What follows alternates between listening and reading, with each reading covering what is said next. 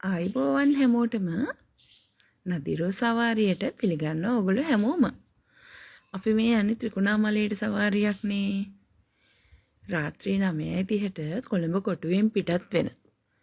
රාත්‍රී තැපැල් දොම්රිය තමයි අපි මේ යන්නේ.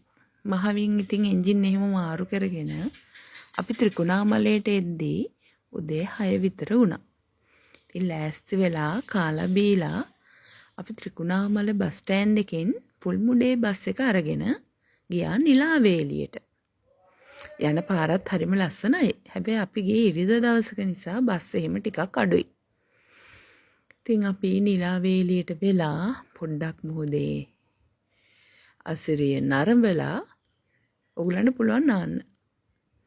අපේ හස්බන්ඩ් නම් නෑවා. මම නම් නෑවේ නැහැ. එච්චර සෙනග නම් හිටියේ නැහැ. මුහුදු රැල්ලත් එහෙම ලොකුවට තිබ්බෙත් නැහැ. අපි ඉතින් බොහොම සාමකාමීව සුන්දර මුහුදු තීරයෙන් නරඹලා පැයක විතර කාලයක් මේ මුහුදු තීරයේ රැඳිලා හිටියා. ඉතින් හස්බන්ඩ් මට බෙල්ලෝ එහෙමත් ගෙනත් දුන්නා. ඉතින් මේ නිලාවේලියට යන පාරේ කඩවල් වල තියෙන මෙන්න මේ වීම පැකට්. පොල් වලින් තමයි හදලා තියෙන්නේ. හරිම රසයි. ඔයගොල්ලෝ තවත් බොන්න. ඉතින් නිලාවේලියෙන් අපි ආයි ත්‍රිකුණාමලයට ඇවිල්ලා ගියේ කෝණේශ්වරම් කෝවිලට. කෝවිලේ වැඳ පුදාගෙන අපි ඊට පස්සේ ආව එළියට. ඉතින් මේ බලන්නකෝ මේ නොග ගහ පුරෝලා එල්ලලා තියෙන්නේ පුංචි පුංචි තොටිලි. දරුවෙක් බලාපොරොත්තුෙන් එන කෙනෙක් මේකේ තොටිල්ලක් එල්ලනවනේ.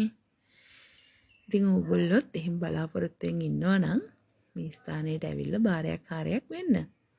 අපි ප්‍රාර්ථනා කරමු මේ බාරහාර සියල්ල ඉෂ්ට සිද්ධ වෙන්න කියලා. ඉතින් ත්‍රිකුණාමලයේ මුහුදු තීරය බොහොම පැහැදිලිව ලස්සනට බලා ගන්න පුළුවන් තැනක් තමයි මේ කෝවිලේ තියෙන භූමිය. හරිම ලස්සනට පේනවා අහසයි මුහුදයි දෙකම එකපාරට. හරිම ලස්සනයි. ඔයගොල්ලෝ බලන්නකෝ. ඉතින් මේ ෆෙඩරික් කොටුවේ හැම තැනම මෝ ඉන්නවා. හරිම සුලභ දර්ශනයක්. ඒගොල්ලෝ මිනිස්සුන්ට බයත් නැහැ. අපි ගියා කියලා ඒගොල්ලන්ට ගානකුත් නැහැ. ඉතින් මේගොල්ලොත් බලාගෙන පාලට එද්දී අපිට හම්බුණා ගෝකර්ණ විහාරය. මේ ගෝකර්ණ විහාරය ගාවට අපි එද්දී හවස 5:00 විතර වුණා.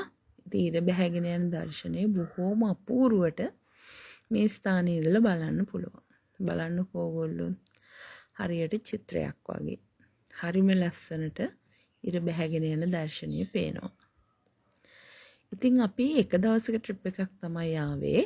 උදේ 6ට විතර තමයි අපි ආවේ ත්‍රිකුණාමලයට.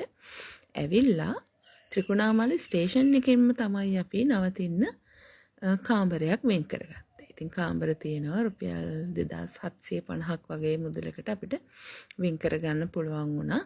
ඉතින් අපි දවසක් ගත කරලා ආයි රාත්‍රී 7:30ට ත්‍රිකුණාමලයෙන් ඉඳන් පිටත් වෙච්ච රාත්‍රී දුම්රියේ කොළඹ බලා එන්න පිටත් වුණා. බොහෝම මතකයන් පිරිච්ච දවසක් ගත කරා. ආයි සවාරියකින් හම්බ වෙමු. ආයිබෝවන්.